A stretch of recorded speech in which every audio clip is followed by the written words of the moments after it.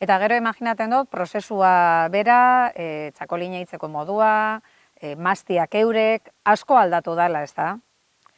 Bai, egi esan, oso antzekoa da, bai, beran geusetxuek dekoz. Ez, azkenean importantiena matza bera da.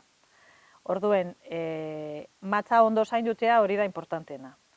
Nire aitakin arrebak esaten zeuen, karo, eske zuek, matza eukiten dozuen landarean, behar dan erarte. Eta guk igual batzutan, usteltuko salako bildurregaz, lehen hau batuten gendun.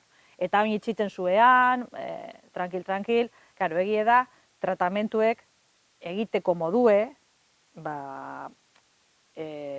profesionalagoa edo, bueno, moderno haua da, eta orduen, errezagoa da igual, hor mantentzea matza, behar dan momentura arte, ez?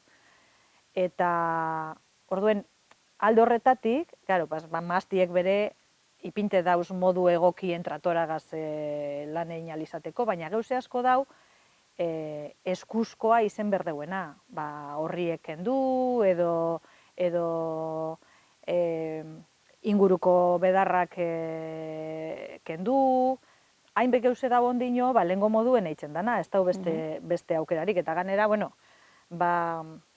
Bizkaian edo Euskal Herrian, gero, maztiak ez direolako, ez, lautada baten hasten direnak, eta ez da erreza makinaria bere erabiltzea, orduen gauze asko da bondino eskuz egiten duguna.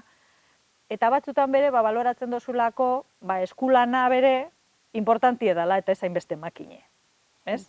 Eta dinozu, bueno, behitu, igual makina bat erosi barik, persona bat ekartzen badot, eta lana eitzen deu, eta berak puntak endu, horriek endu, ez dakiz zer, bueno, persona horrek bere, eukiko deu beran lantxue.